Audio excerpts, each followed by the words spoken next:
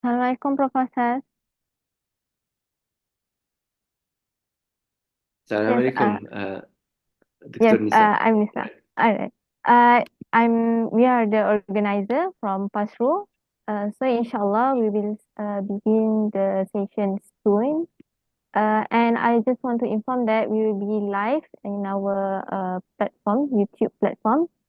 And inshallah, we will start soon. If you're ready, we will play a video first, and then I will pass to Dr. Zeki as a convener, and then you will be presenting, inshallah.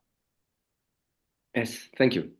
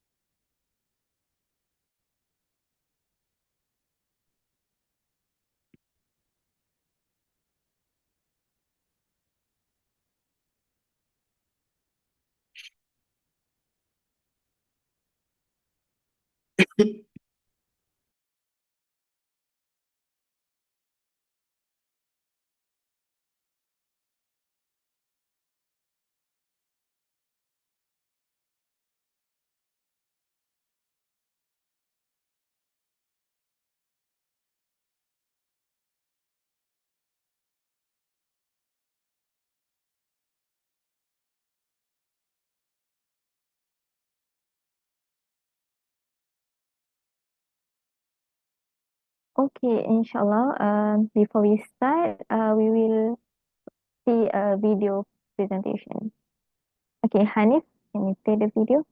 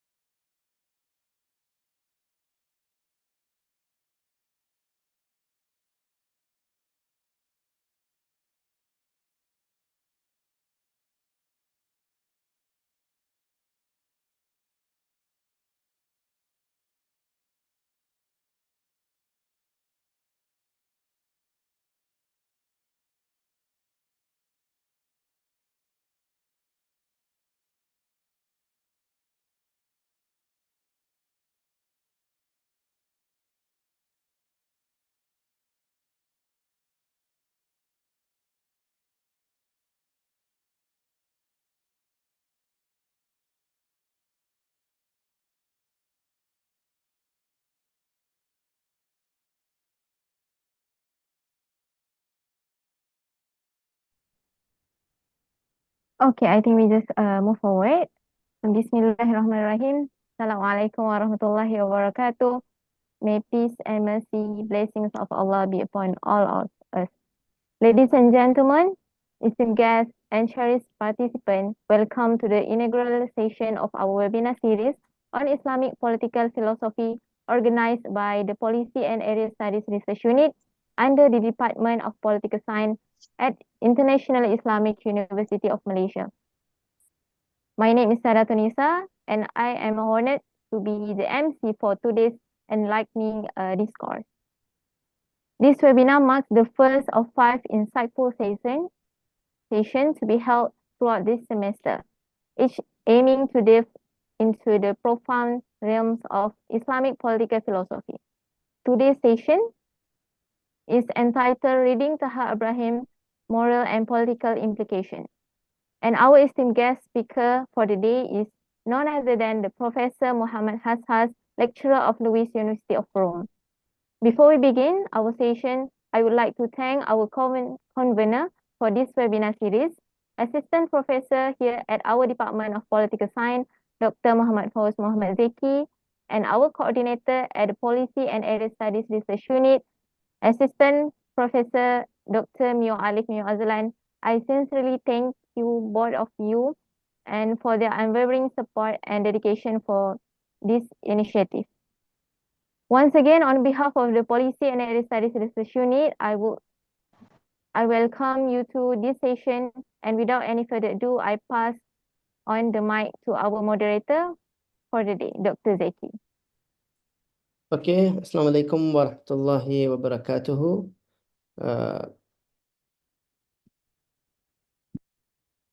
Ramadan Kareem, everyone, and I welcome again all of my colleagues, students, and participants who have joined us today from across the world, and our guest speaker also to this first episode of our webinar series on Islamic political philosophy, a contemporary perspective, organized by the Policy and Area Studies Research Unit of the Department of Political Science at International Islamic University of Malaysia. I am your moderator for today's session. My name is Dr. Muhammad Zeki, Assistant Professor in the Department of Political Science at International Islamic University of Malaysia. This webinar series aims to explore critically evolving debate on the recent developments of Islamic political philosophy. In that sense, in this webinar series, we will listen to experts and leading authorities on how contemporary Islamic political philosophy navigates the complex terrain of the interplay between Islamic tradition and political modernity.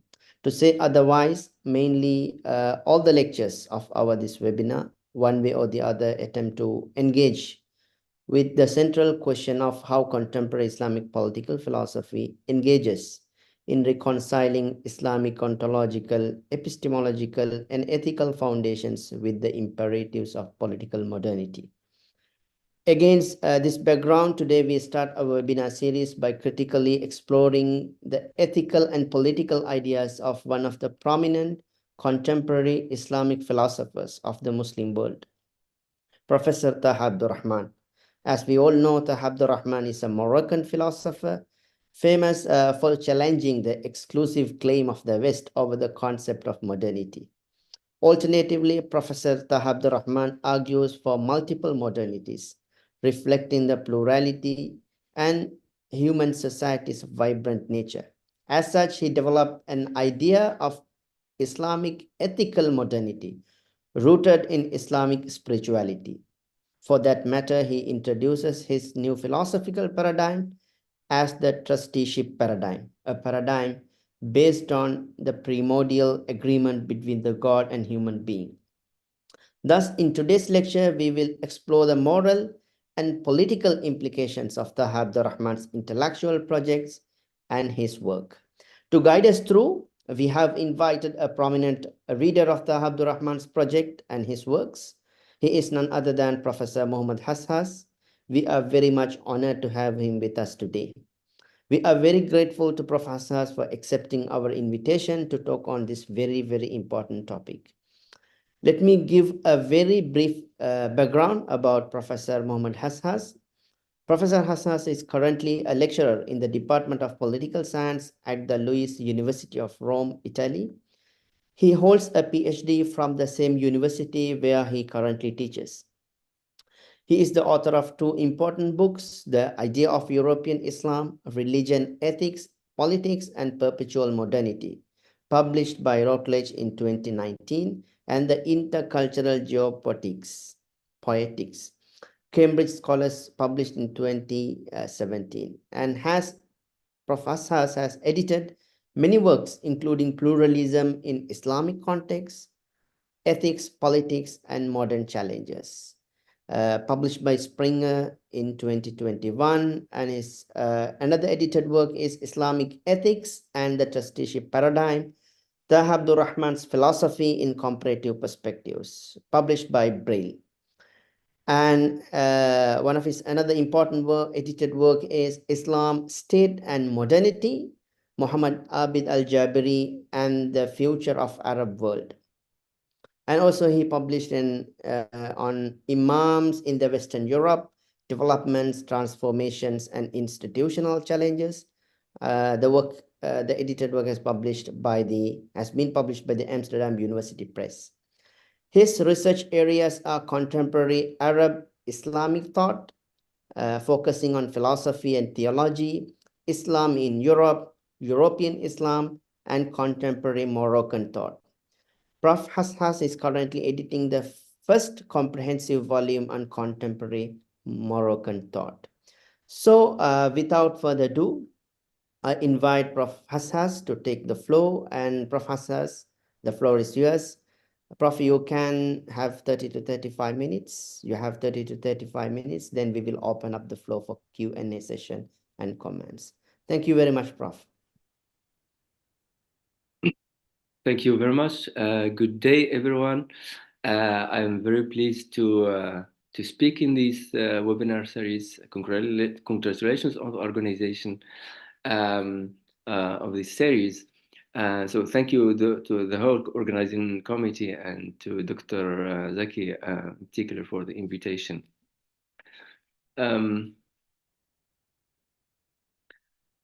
What I will be doing in this presentation is actually to contextualize Taha Abderrahmane in contemporary Arab Islamic thought, but with a focus on the Moroccan context, or what I will be referring to as the Rabat School.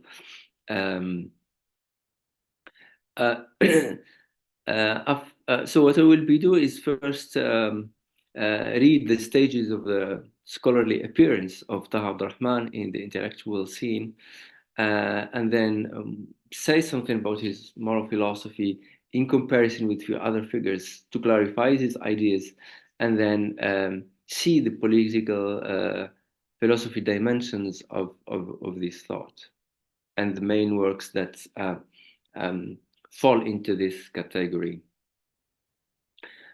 And excuse my voice these days. So Taha Abderrahmane actually started appearing gradually from the 1970s when he returned from his studies in France after having worked on logic and language for his PhD thesis. Having studied first for his until his BA in philosophy in Morocco, the University of Rabat, or later or currently called Mohammed V University.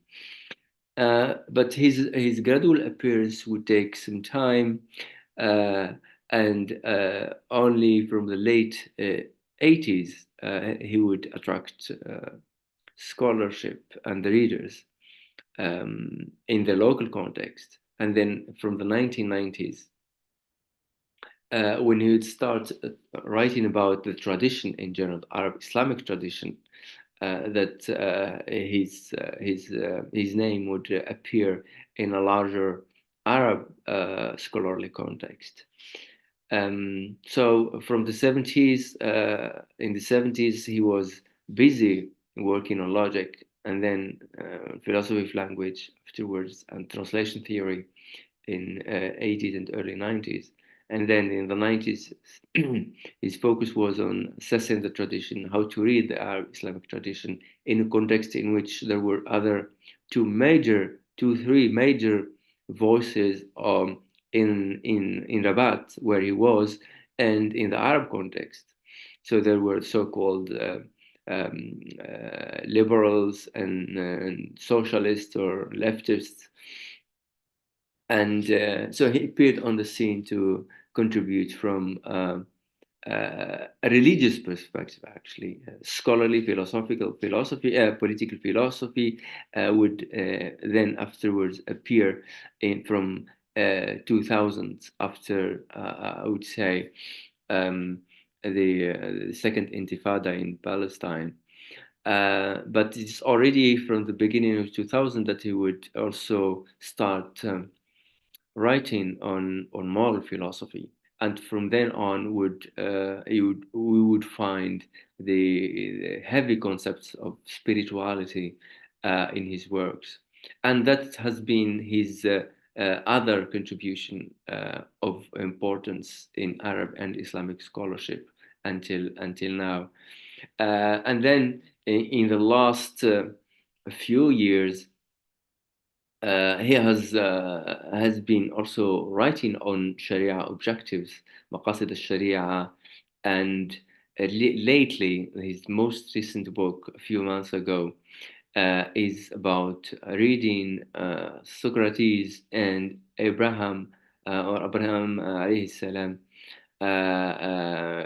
from philosophy perspective, as a way of connecting philosophy and theology, but at the same time separating them. And in that sense, he implants philosophy in the Arab and Islamic context with a new touch ऊपर वाले का phone number based भेजो based on his previous works.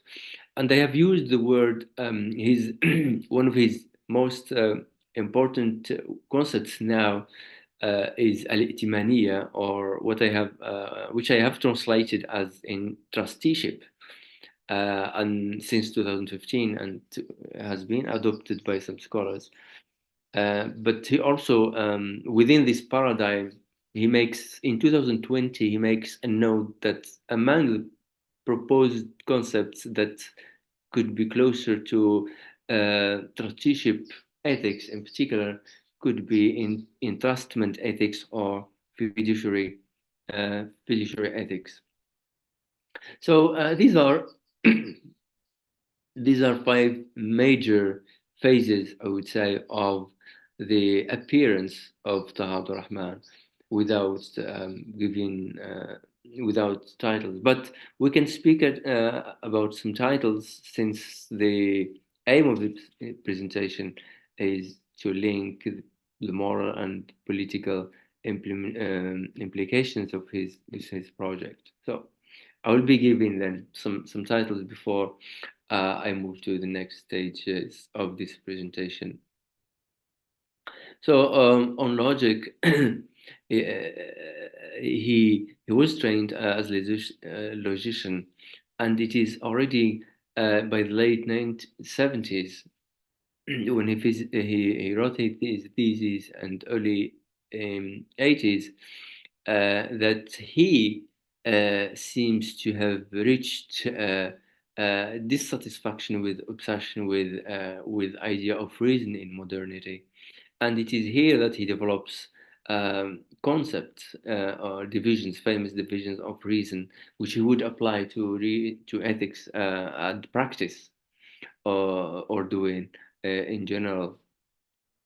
And he's maybe the book that made him appear on the scene is on the fundamentals of dialogue and renovation of Islamic theology, تجديد الفكر الديني, 1987, where he speaks of العقل المجرد والعقل المسدد والعقل المؤيد, which are abstract reason or abstracted reason, guided reason, and supported reason, as is now commonly known types.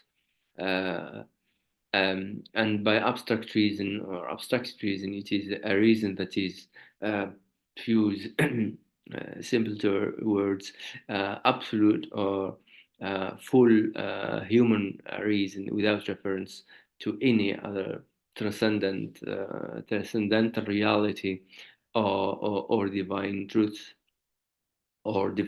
I mean. And then guided reason is in second stage, which is a level that he thinks is linked to the divinity, to the divine, and to wahi, to revelation, But at a more legal perspective, there is a lot of rationalization of law and emphasis on law, and that's the major manifestation of the contact of the human with the divine.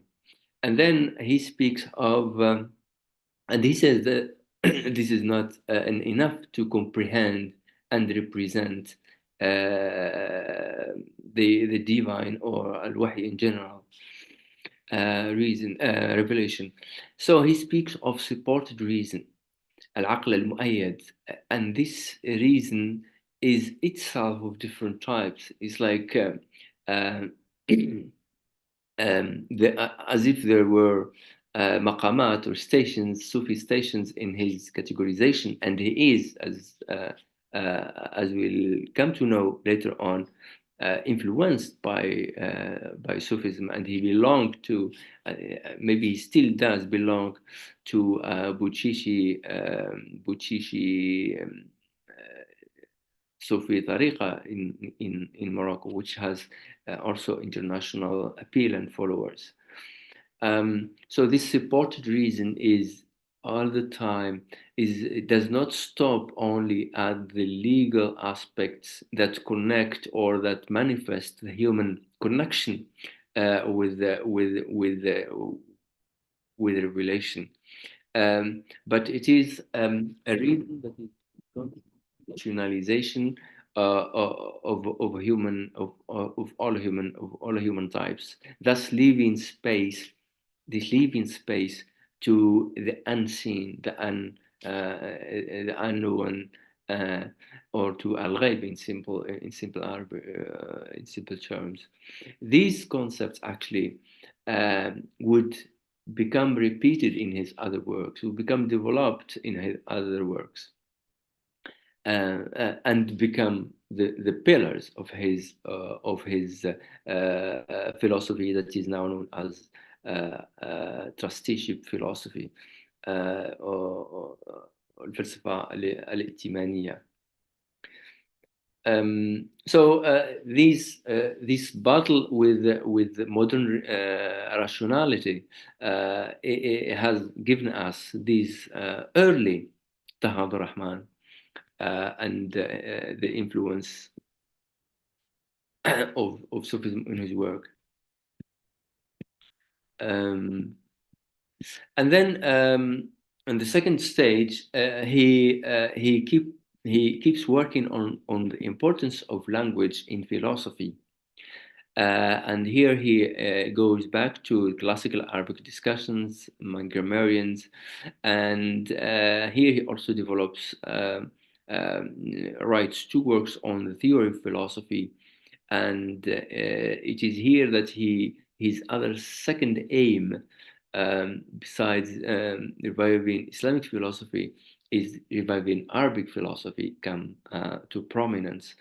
And he works a lot on language, on conceptualizing, on building so many concepts. I mean, in all his works, there is a need for a dictionary of his concepts, because there are a lot of them. Sometimes they are similar concepts for the same thing, but sometimes there are nuances between among them, and there is fertile land for scholars to work on this, to write a dictionary of his philosophy, and the development of these nuances in his concepts, or sometimes their continuity from the 70s to now.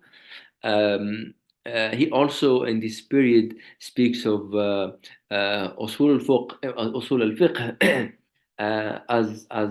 as a pillar discipline in the Islamic tradition, and that it is where we can find its its major or genuine intellectual contributions.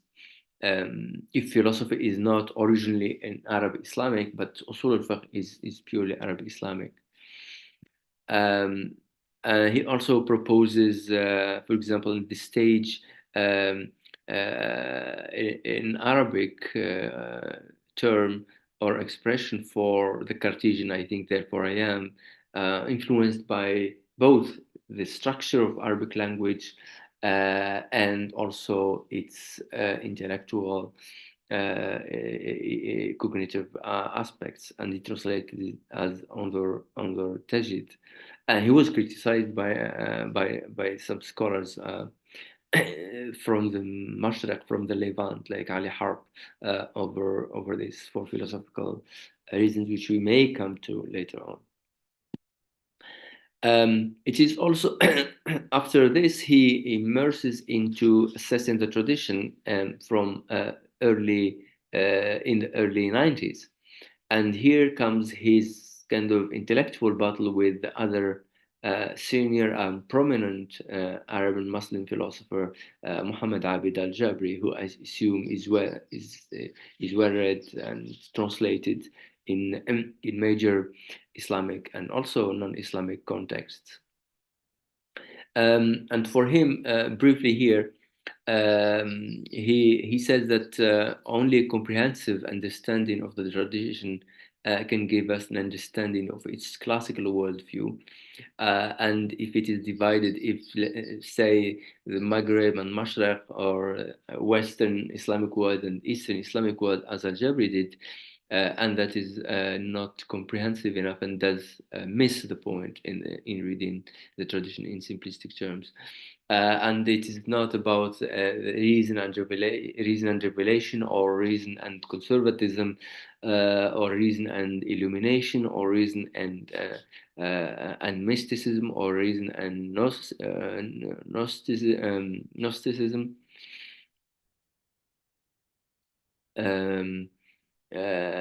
In the tradition. So the tradition is all of these, and at the heart of them is the idea of the influence of revelation, and later on we'll come to know that at the heart of this classical tradition of Arab Islamic scholarship is, and Islam as a message, is ethics. So in the 90s, it would lead us. It would mark Arab scholarship as an Islamic scholarship as with this contribution of how to assess the tradition. There is a heavy book, renewing the method of assessing the tradition, published in 1994, and I think I can anticipate an idea that we would say at the end, but I think that Abderrahmane is only now being widely known, but a profound engagement with his scholarship is not yet there. What is being done now, and what we are doing actually, is a mere introduction to his vast corpus. I mean, each of his works deserves more serious comparative analysis and critical engagement. That until now, all the works that are there until now are introductions with some critique, but that there is a lot of work to be done on this. So by in this stage, then we are moving to the fourth stage, 2000s. In the 2000s, where he has 3-4 major works, followed by others afterwards. These are The Question of Ethics, 2000, The Spirit of Modernity, 2006, The Question of Practice or Doing, 2012. So this first decade, we'll see him talking about engaging with modernity,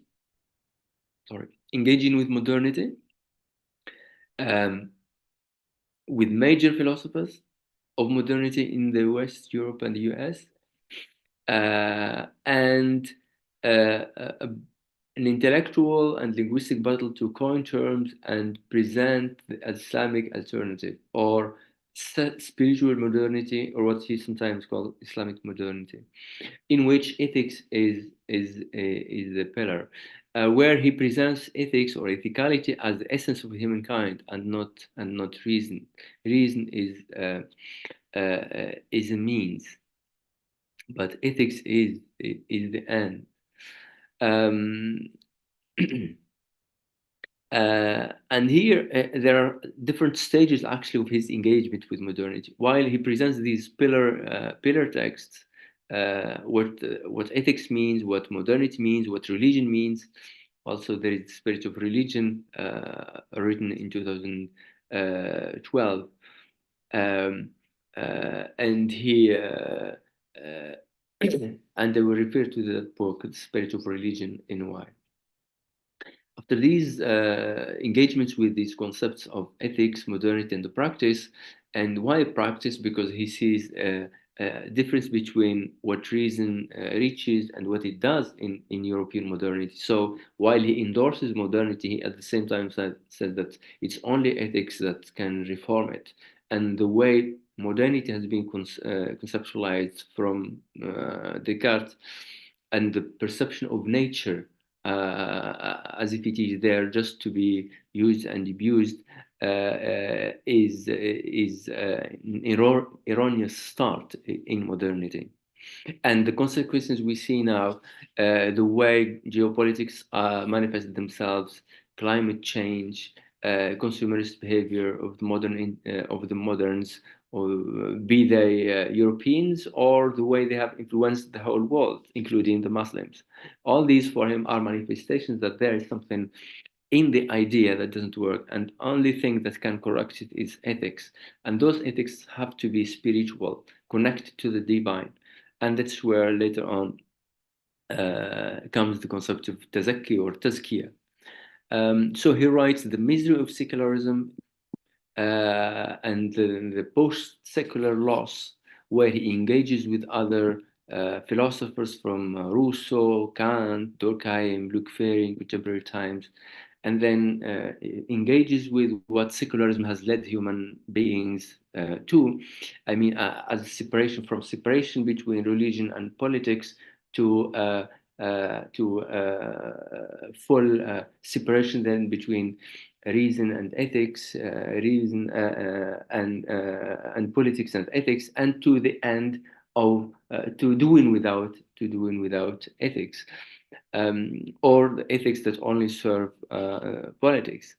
In simplistic terms. So he engages with other philosophers like Marquis de Sade, Nietzsche, Georges Bataille, Sigmund Freud, and Jacques Lacan. So he does these works of post-secular laws 2016 and the misery of secularism 2014, as are other books that actually are still not engaged with by scholars from comparative scholarships to further understand the philosophy of Taha Abderrahmane. So there is a whole fertile space there.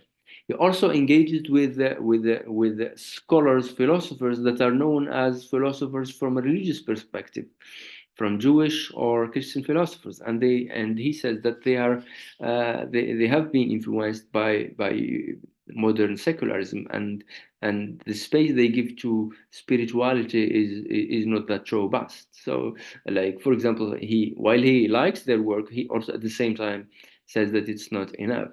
Hans Jonas, Emmanuel Levinas, and Hans Kung. These are three major other philosophers uh, he grapples with, and says that his trusteeship paradigm, from an Islamic perspective, first it is an Islamic engagement with these philosophies, and then it is, and besides being Islamic contribution, it is a kind of correction or addition, contribution to these.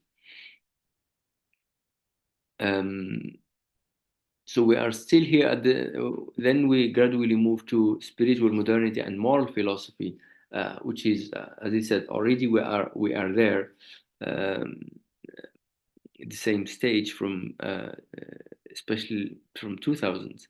And then he writes the religion of testimony and sight, or literally the religion of decency, in 3 volumes, where he again brings his concepts and puts them in new order, and refers to the cases of the media and the cases of the veil, and what they philosophically mean from an Islamic perspective, and what the veil means, how modernity has actually veiled modern human ethics, while there is obsession with the female's veil, but there is something that modernity veils, and has to be unveiled.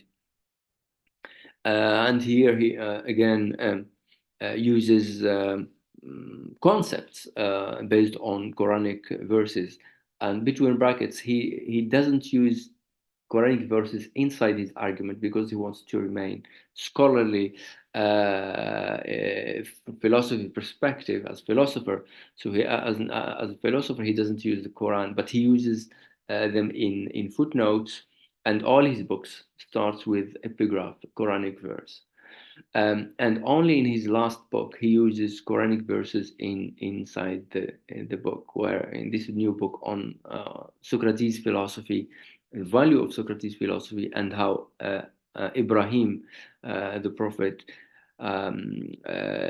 is read as philosopher as well. These are 25 minutes. So I have some good some time still. Sorry. And it is here also that we come again, but this time with a clear space for his word tazkiyah and what he means by it, and how he links it to divine attributes, Asma Allah al-Husna, and that human self-purification, which is an intellectual purification, can only work through this discipline. Otherwise, if it is only civic, as some secular philosophers presented, then there is always space for deviation. I will skip some other details about the levels of ethics and the aesthetic aspect of ethics, how ethics leads to more ethical life and more better perception and better perception of the good and the other. So the other is a pillar in the understanding of ethics of Taha Abderrahmane. It's all the time linked to what one offers to the other, that these ethics are measured, and not obsession with the I itself, with the subject. So there is a lot of altruism in Islam, in Taha Abderrahmane's ethics. And besides these texts, he wrote on dialogue, on the question of violence, and he of course condemns violence because it came in context of geopolitics in the Arab world, the appearance of some terrorist events. So he wrote against violence, and he wrote on dialogue in the 80s, but again in very first texts in 2013. Then in the last 5 years, 2020, he has written an important text on Maqasid al-Sharia from trusteeship paradigm, and he puts a kind of moral, ethical order to the classical objectives of Sharia. He critiques Usuliyin. He says that even though they were trying to be ethical, but actually they were emphasizing material over the spiritual, and he says it's time to reverse that and put new order. So he puts new order in values, in the order of values. And then, as I mentioned that a couple of times, his latest work is how to read actually Ibrahim alayhi salam as not only a messenger or prophet, but also as a philosopher, because he lived his ethics, and he lived especially the idea of Tawheed, and that's a latecomer work. Another major work, I would say, it appeared a few months ago,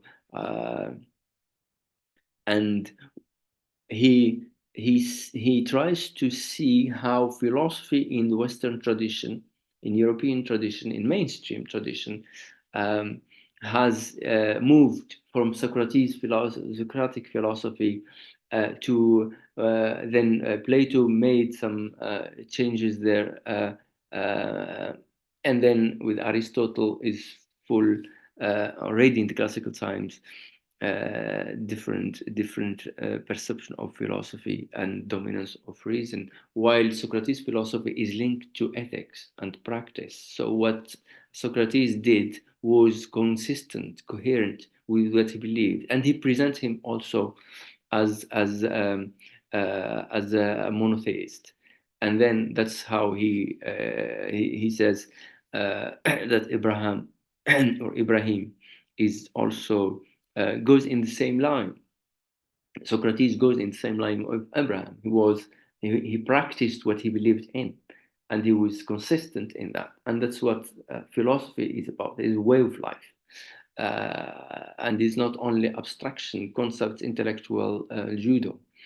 And this links his work to the concept of ethics that he has been writing about. That ethics is at the end practice. It is what you do, and not. Now, having said or traced this intellectual outline, where to put Taha Abderrahmane in among his contemporaries in political philosophy and in moral philosophy?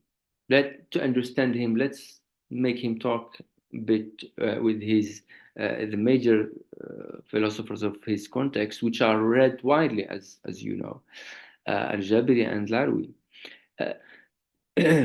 For Taha Abderrahmane, to be brief, we can understand that for him, change comes from the individual first. It is the individual that should change to see change in society and the world. Without this, individuals, without this work on the individual, and that's why he emphasizes ethics and Sufi ethics and Tazkiya ethics التخلق بالأخلاق الحسنى. I mean, emulating or taking divine ethics as a guide, while other political philosophers, they are either historicists or they are in the middle. Like Abdullah Al-Awi is historicist. He thinks that the change in Arab and Islamic societies has to start with the individual, but the individual has to become a political individual. If the individual does not understand his place in society as an individual through historical lenses or historicist lenses, there will be all the time conflict between the idea of the individual in modern times and the individual in pre-modern times. And then Al-Jabri is in the middle because he still tries or gives space for modern Sharia. The chances for Sharia to revitalize itself is still there in Al-Jabri, and that's why he later in his life he tries to write, or he writes actually volumes on the Quran, and before that he wrote on Sharia objectives and the idea of extending the list of Sharia classical objectives, which Al-Arwi doesn't do. Although Al-Arwi considered now liberal, one of the most liberals in the Arab world, he at the same time, in only two references, speaks of faith and the Quran, and how he all the time was linked to the Quran, but from again individual perspective, and not from not having the Quran. I mean, communitarian influence for change. I can say a bit more later on that, but there is one sentence he mentions in a Sunnah wal Islah tradition and reform in 2008. He says in Arabic, "من لم يحيي القرآن فهو إلى الأبد ميت." I mean, he who is not awakened by the Quran is forever dead.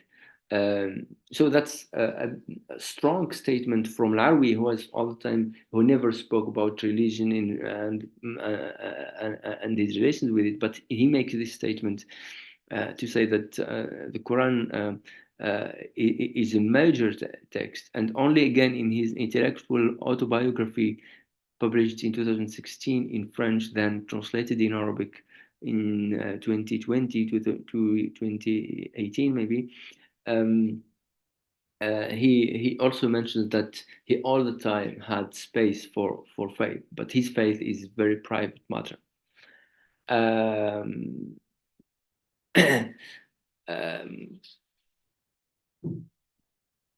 So these to say a few things about how the individual is seen in the projects of these scholars.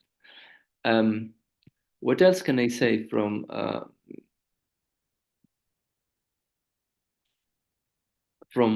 these comparisons is that we can say that Al-Awi is realist, and for him it's reason that guides modern societies, modern polities, and that's what Muslim societies have to adopt in governing themselves. And while Taha Abderrahmane, he is realist idealist in the sense that he remains traditionalist, or if we can say or use another term, he remains traditionist, not traditionalist, because he's critical of the traditionalists. He's critical of all sorts of political Islams in the Sunni and Shia world, let alone the radicals. I'm speaking about the so-called moderates. He says that they have been obsessed with the idea of power and with the idea of law. So for them, they have summarized Islam in Sharia law, and they have summarized the ideas of human governance in reaching power and politics in power. While for Taha Abderrahmane and his concepts of tazkiyah and the individual ethics, they are all away from that. He, at certain moments, is critical also of modern practices of so-called of democratic societies where there is no ethics in the public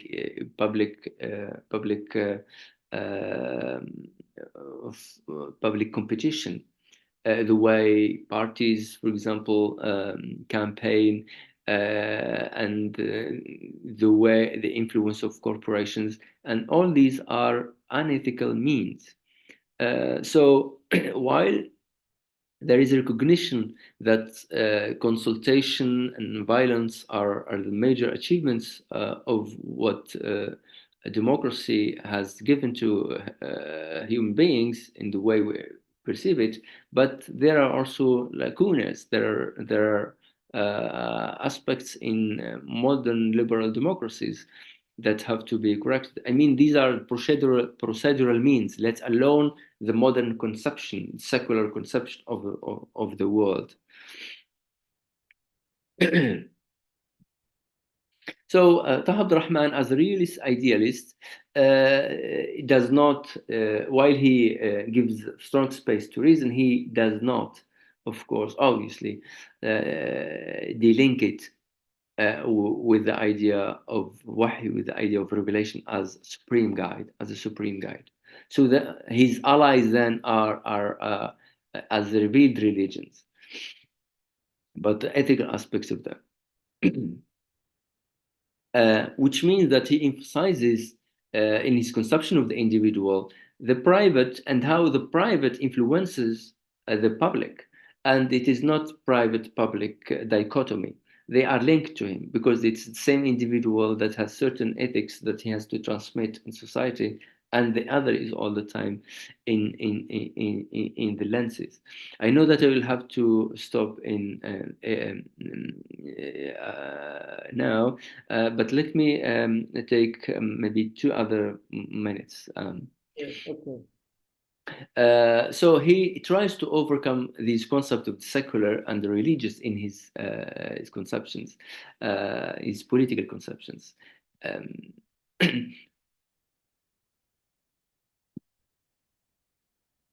and they was referring to the first context, that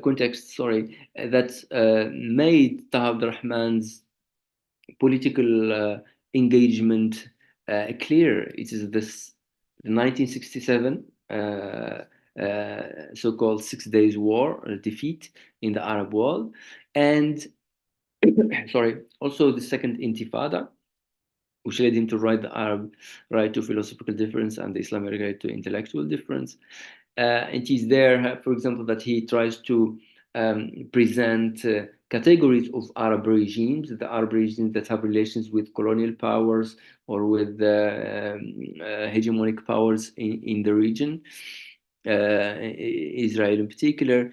And then he does this again in Thughur al-Murabata in around 2016 in a book called Posts of Resistance, which is a strong critique of both Arab and Iranian use of the Palestinian, bad use of the Palestinian case for the political, for their political aims. And he seems very critical of the Arab regimes that seek naturalization of relations at the expense of the Palestinian rights. And he seems, though he is very critical of the Iranian regime, but then at least he sees some resistance in the Iranian regime. And he was, and he is until now, but very criticized by some scholars for that. And if we want to put him then in conversation with other scholars of his type in the Moroccan context, I would say that Taha Abdurrahman is actually a continuation, a robust continuation and of the project of Alal al-Fasi, was a scholar of Al-Qarawiyyin University institution of Fez, and major political leader. Is more known as a political leader in Moroccan National Liberation Front and post-independence. But Alal al-Fasi wrote, among other things, مقاصد الشريعة الإسلامية ومكارمها in 1963, more or less, the exact date. And it's a great text in which he tries to capture the مقاصد الشريعة. And he, for example, takes the concept of fitra not to mean natural disposition, but something that corrects the natural disposition of man. And this concept is taken by Abderrahmane, especially in his work on maqasid. And then the other, while Ali al-Fasi is mostly political theologian also, Al-Ahbabi was philosopher, though he wrote الشخصانية الإسلامية, Muslim personalism. I don't know how familiar scholars in the wider Islamic world with his name, but he was the founder of philosophy department in Rabat, and he played a major role in the Arabization of philosophy department in Rabat, and he was close, he was senior and Abdurrahman was junior, but they seem to have become friends later on. And Taha Abdurrahman admired both Alal al-Fasi and Muhammad Aziz al-Ahbabi. So I do think that there is continuity and also in-depth. The more we go from Alal al-Fasi to al-Ahbabi, and the most robust project of moral philosophy from Rabat, and this part of the Arab and Islamic world is Taha Abdurrahman. And thank you.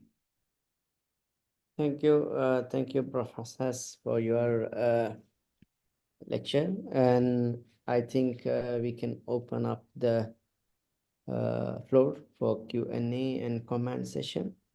Is there anyone?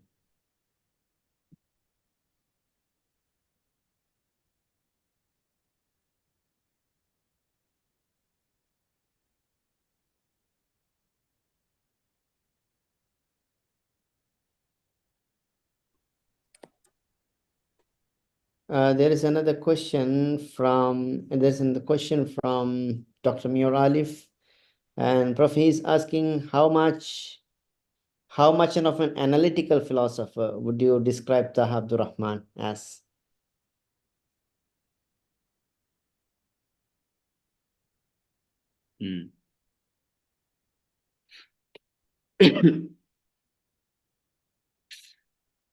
Well, the different ways of looking at Abderrahmane's philosophy, continental or analytic or mixed.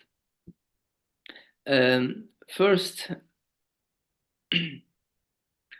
the themes that he brings maybe are of importance to underline in this from philosophy and philosophical independence through language and the formation of concepts through this language and maybe in the work the Arab right to Islamic philosophy the Arab right to philosophical independence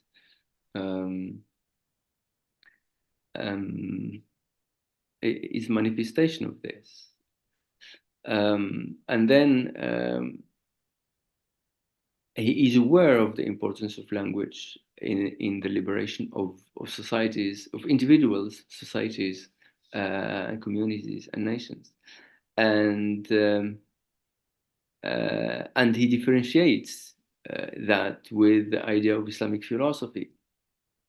And that is manifest from the title of his work, his other work, The Islamic Right to Intellectual Difference. And he didn't call it the Islamic right to philosophical difference. Of course, they are different. But if we refer to classical philosophy as Islamic, because it was written, yes, in Arabic and Persian and a few other languages, but in the pre-modern times, it is the Islamic concept that was the worldview is what characterized the perceptions the individuals have, or the contributions philosophers grappled with, or were either Islamic or something else. And then there were multiple languages and ethnicities or people of different backgrounds contributing to that. So that's Islamic philosophy. But now in contemporary times, maybe he's aware of the fact that there are multiple languages with the importance of nation state and the divisions it has made. Each nation or community writes in particular language. So there is Islamic thought. And within it, there are philosophies. In, let's say, we were speaking about the Moroccan context, or Algerian, Tunisian, Malaysian, Indonesian, and Iranian, Turkish. So maybe this awareness is one aspect. And then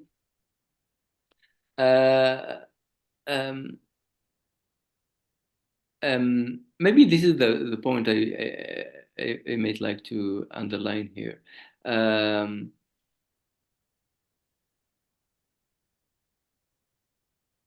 And then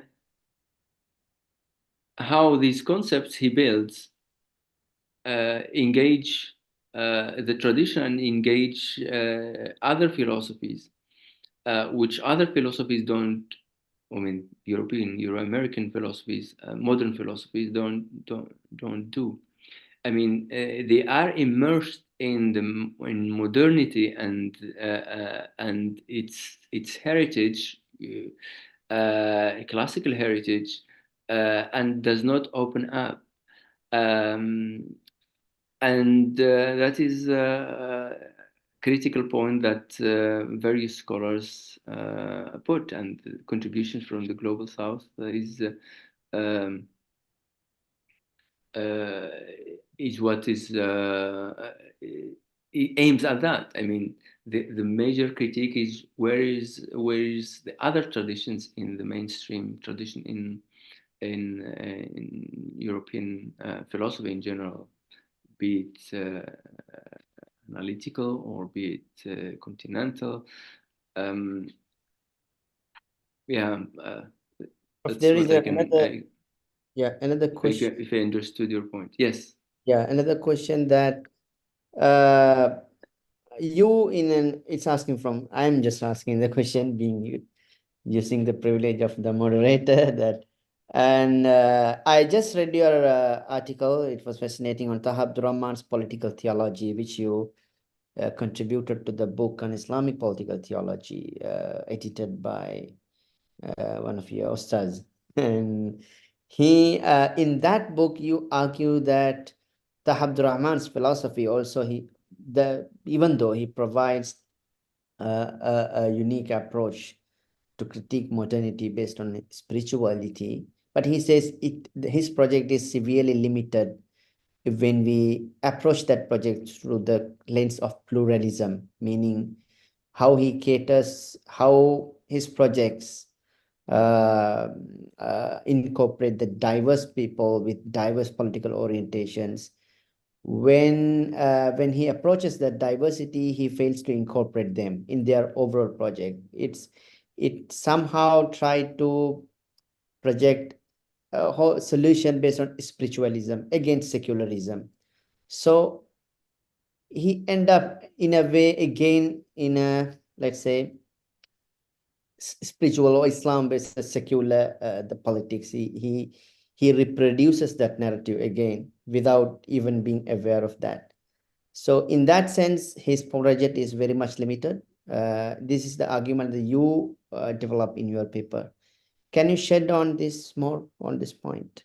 How he take the question of pluralism in his overall project? Yeah, thank you, Dr. Zaki. That's a very good point, actually. You know, in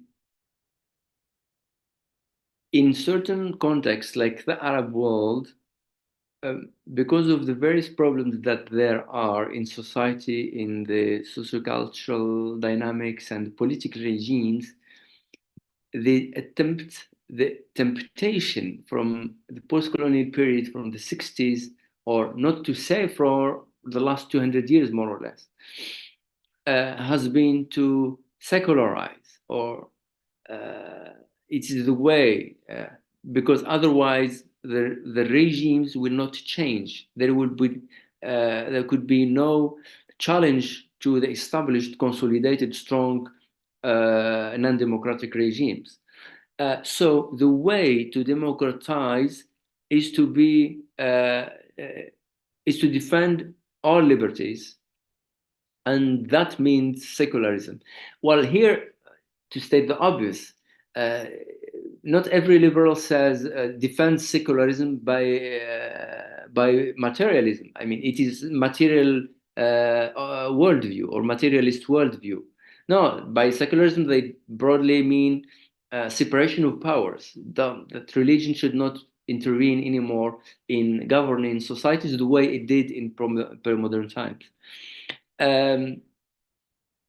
So these aspirations, this hope among the intellectuals, be they liberals or leftists, socialists at the time, communists, etc., it was religion has to disappear from the talk in the public, in political terms, and then political Islam comes back with the Islamic Iranian Revolution, then the rise of political Islam in different cases in Sudan, in Algeria, in Afghanistan. Sometimes it appeared or gained appeal because it was fighting either a colonial power or another non-democratic regime. So it was like a positive step of resistance against another form of authoritarianism, be it religious or not, or mixture of both.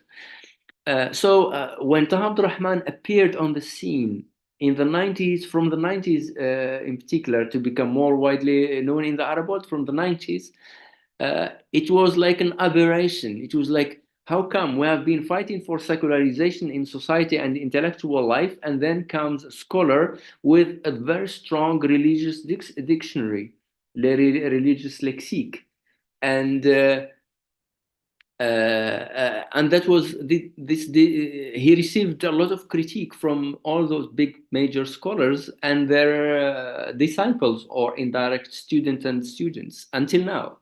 So this has been the climate in which he appeared and in which he still is. But I think, and I will reply to your question, just to explain this. But I think there is now more appeal and appreciation of Taha Abderrahmane, even more. First, because he is read also outside the Arab world, in the English-speaking world, and outside the classical Islamic world. I mean, in the rest of the Arab world, Islamic world, I mean. And then there are also geopolitical events in the world that shake human hearts and minds, like the war on Gaza now. And Taha Abderrahmane has been vocal all the time in defense of the Palestinians, and he went in demonstrations in defense of the Gaza to ceasefire a few weeks ago. And he, some 3 days ago, he was in Doha for a book award, and he says that there are all the time political issues that shake reason, the human mind. And he spoke about 1967, and he referred to the war on Gaza now, 2023, 2024. And for him, this links, I mean, these are moments in which reason challenges its ethicality, its essence, and what is reason for? What is an intellectual exercise for? If it is for defense of human liberty, including political liberty in this case, and universal values of justice, social justice or global justice. So I think this I see, according to what I see, it has drawn some also his critics in the Arab world closer to him recently because of this attitude and what we see in the Western sphere, and how scholar like Habermas, for example, and the letter he signs, and few others. Of course, not all the West is put in one basket. There are other.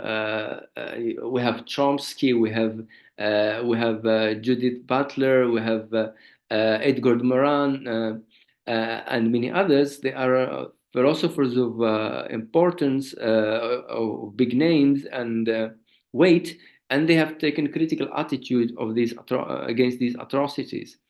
But in the mainstream West, Habermas seems to represent that idea of all the respect he has worldwide. He seems to have failed the moment, the historical moment. So I think, and then so the scholars in the Arab world have revolted against the political West, and against all the Western intellectuals that have not raised a voice in defense of the innocent and civilians. So that is one. Another aspect that has clarifies and helps a little bit to understand the context in which Taha Abderrahmane navigates the public and the reception. As to the pluralism, which you put Islam versus secularism, I do think this is one of the reasons why he was criticized in the Arab world. That this philosophy of Taha Abderrahmane, he brings us back to religion. And while we want to liberate the individuals so that they become free their energies from classical authorities, here he comes again with religious lexique. And this is not philosophy, according to some scholars. It is theology. It is the Salafi theology or Salafi philosophy in Arabic, and that's the critique, for example, that a theologian like the Iraqi, whom I respect a lot, Abdul Jabbar Rifai, launches against Abderrahmane. Though they are a kind of friend, they respect each other, but he's against the way Abderrahmane does philosophy. Or Ali Harb, or the Syrian who died, secular Sadiq al-Azm, or the intellectual Radwan al-Sayyid, the Lebanese, who is based in the United Arab Emirates. And it is understandable. If we take the context in which we are in the Arab world, it's understandable to understand this critique, that there are societies or intellectuals trying to move on, but then Abderrahmane comes with. And until now, because there was no continuity of reading his project by some scholars, they are trapped in the way they have perceived him in the first time, or for the first time. They think that he is anti-Western or anti-change, and he puts Islam and the West, or again on the table, on the intellectual agenda. They are in a way right, because the Abderrahmane's project could be understood as such, but I do think that Taha Abderrahmane at the end actually secularizes Islamic intellectual history, or at least theology, because when he emphasizes the individual, what does that mean? Of course, the individual has place, or has to be coherent and active in society the way he is in private. But at the same time, the way he presents Sharia ethics, the way he presents Sharia objectives, I do think that he tries at the end to say that these are very ethical standards that the political or the politician cannot uphold for various reasons, for pragmatic reasons, for realpolitik. So in that sense, we can read Taha Abderrahmane as a secular force, actually. Of course, it is for someone who people would not agree easily, but one of the readings is that, I mean, because he tries to give to religion, he saves religion from the political, maybe corrupt atmosphere, let's say, or difficult atmosphere, not to say corrupt. There couldn't be the ethics he calls for are hard to meet for the political. So in that sense, he actually tries to save spiritual ethics by shouldering the individual most, and not institutions. And that is actually a return to what the idea of religion is for the first time. Of course, classic religion all the time, Islam in this case, had a place and built politics. But in modern times, maybe the idea of theocentrism, I mean, the idea of the divine as an idea that lives with the individual, be they in the private or in the public, I think that's what Taha Rahman is about. That spirituality is everywhere with you. It doesn't mean that it is political in the political sense, the common sense, but it is with the individual, whether they are in the private or in the public, and they should all the time have that compass. And in that sense, that's the perception of what Tawheed is. I mean, religion is with you, or religious ethics are with you wherever you are, smaller or bigger acts. I mean, I don't know if I made my point, but yeah. Thank you, bro. Thank you. A final question that you can answer this question with regard to the relation to the Abdurrahman's philosophy. And he's asking, how convinced are you about this idea of Taha Abderrahmane that individual agents can effect meaningful social change in contemporary context, considering that the structure and institution based on secular rationalist paradigm currently have attained such a hegemonic status that individual political agency seems to be ineffective in face of these structural constraints. And so, how could you respond, Prof, to this question? That's another very relevant question. It's linked to what I was saying, actually. It's a very good question. From the outset, that's one of the limitations, as you also, Dr. Zaki, mentioned. Maybe one of the limitations of Taha Abderrahmane. That's why we need readers of Taha Abderrahmane to explain what he means, to see what are the real political implications of his project. How the individual is weak in modern institutions. The modern nation state absorbs the individual, steals the individual from his both private and public life, or tries to make them only public agents. I mean, the individual is only a citizen who serves the state apparatus. Of course, they can be free at certain moment, to a certain level, as long as they do not threaten state institutions on which there is consensus anyway. So consensus, as long as there is consensus, that's a moral. You know, one is bound by what the group decides. One cannot say, or a smaller community cannot say, no, we are right and we do change the particular regime by force, etc. First, there is no violence in all Abderrahmane's work is non-violent, and I don't need even to say that. And he has written book entitled Against Violence, and another one, Theorizing Dialogue, Intellectual Dialogue, and which has implications, of course, for public debate. But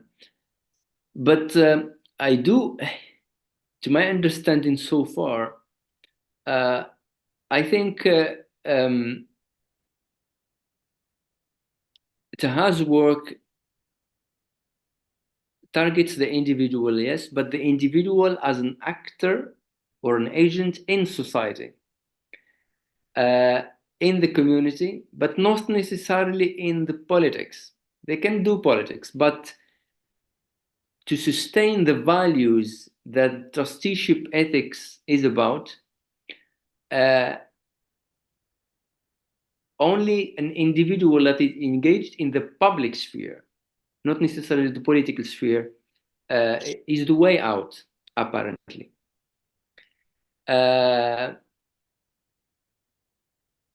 Otherwise, we would fall, according to Taha Abderrahmane, we would fall into what political Islam has done. I mean, it becomes another way of seeking power, of tasayyud, and all the individuals or parties or groups that seek power, at certain moments, if they are not monitored through strong ethical compass, they fall into against what they preach.